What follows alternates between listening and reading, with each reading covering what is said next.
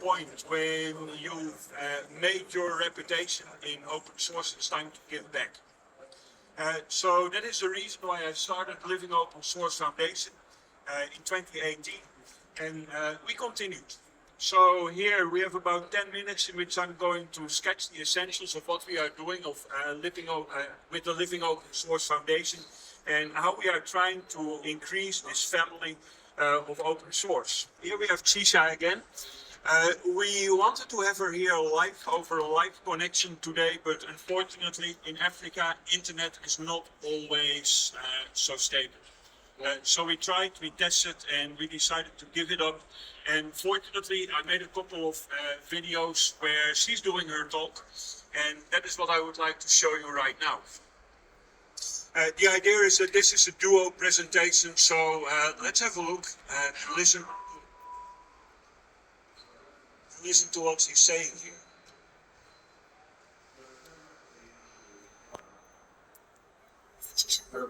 I'm excited to be here and to be telling you about Vugt. We are the Living Open Source Foundation, and our mission is to foster the growth of open source in and across. I hope you can hear it. And we do that So if you hear it, skills at good. three different levels. Our top level is Zambian companies. So we basically train staff in open source skills that are currently in demand in companies and organizations. And our second level is the university students. So we equip them with open source skills that are currently scarcely available and essential for government organizations and companies. And thirdly, we do it at community level. So we basically we are bridging the gap between secondary education and real world skills. For example, the Living Open Source Foundation offers a hardware class. Students are trained, they are prepared for computer hardware repair. This is much needed in most schools in Zambia, where hardware is available, but it is usually not working. Yes.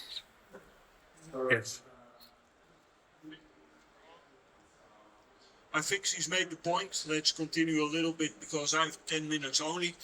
So what are we doing as Living Open Source Foundation? We bring open source to countries like Zambia.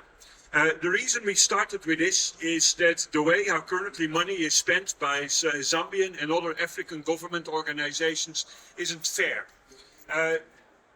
They work with proprietary software, and they don't always know how to work with it. So they fly in consultants from Germany and other European countries, including expenses. You easily talk about 3,000 euros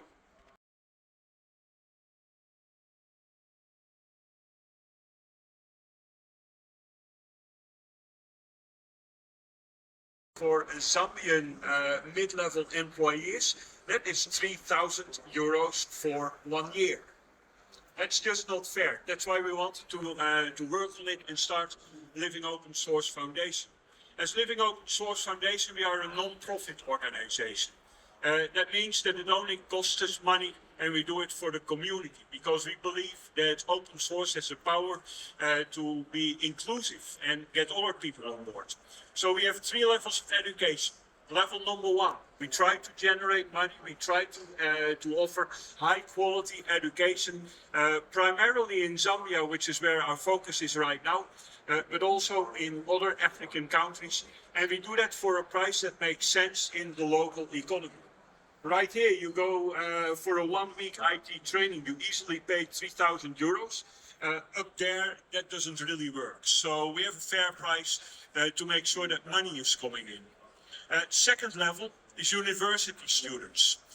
Just a week ago, I was talking at Cavendish University to about 100 IT students who in their curriculum don't know anything about open source at all.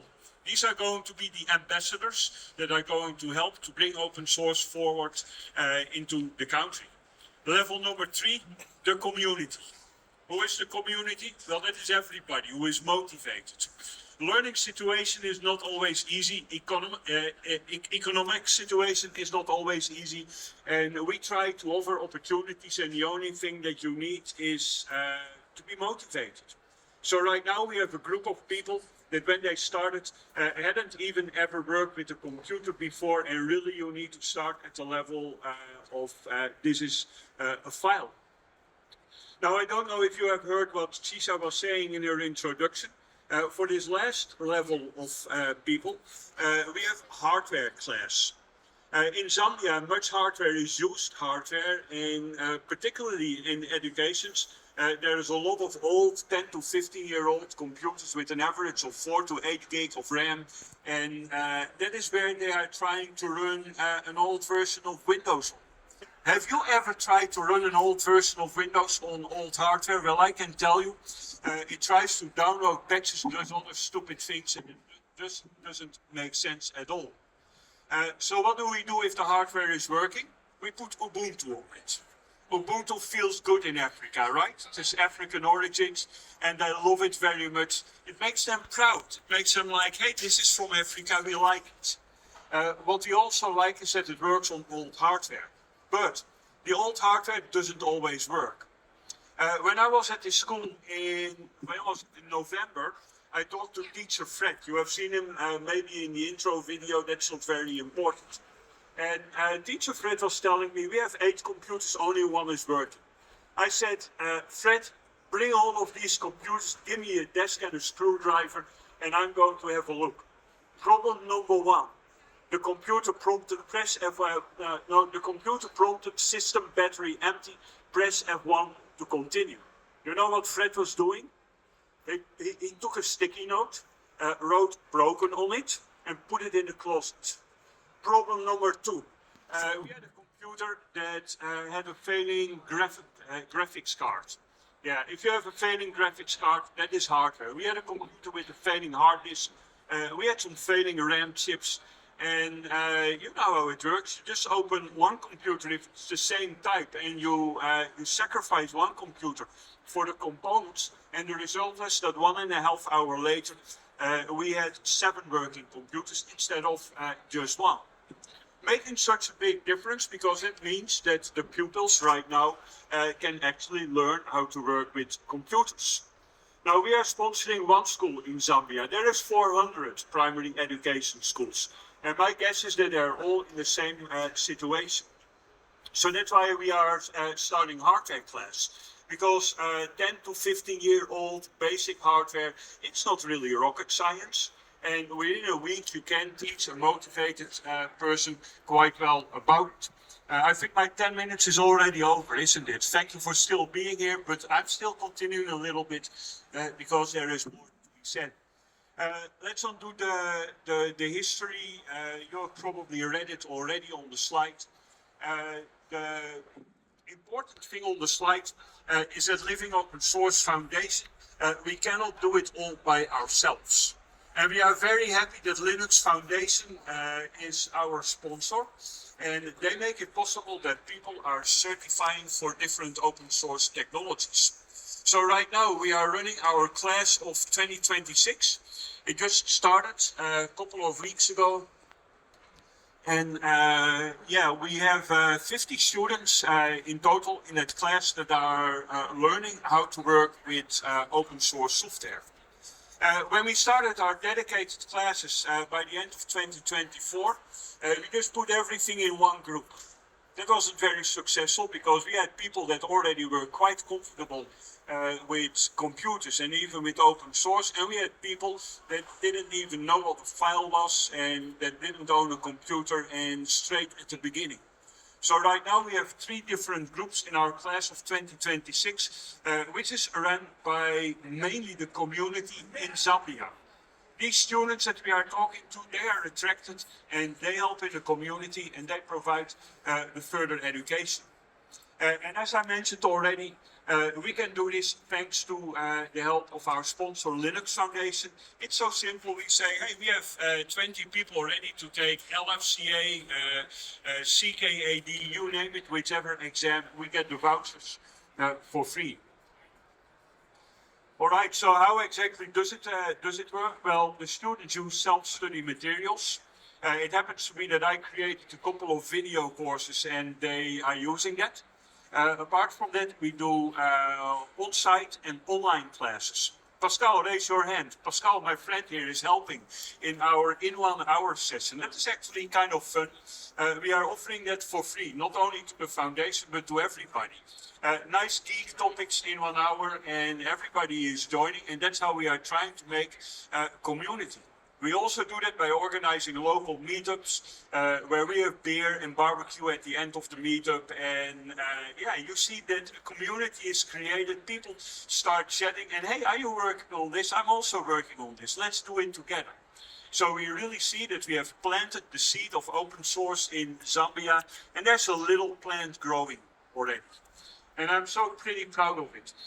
That is why this year I decided to sacrifice 12 weeks of my time to spend in Zambia. It's nice to see how the community is getting forward. Now, I think already, if we only started 7 years ago, COVID almost killed us, and then we restarted 2 years ago. There's already a couple of things that we can be proud about. More than 50 people throughout Africa got certified. I have a fun story about it. I was at Red Hat Summit in 2024. I met lots of people, and yeah, I make video courses, so some people recognize me. And at some point there was this big Nigerian guy, Sander, he said, really, you come here, man, I want to hug you. And I was like, okay, why? Well, thanks to you, I got certified. And right now, I have my own company in Nigeria. We are providing training. And like that, it's the unseen success. But at that Red Hat Summit, I met several people. Like the guy from Ethiopia. When we started 2018, he was struggling in Ethiopia. Red Hat Summit that year was in Denver. And he sent a message to me, oh, you're in Denver, we need to meet, I need to buy you a coffee.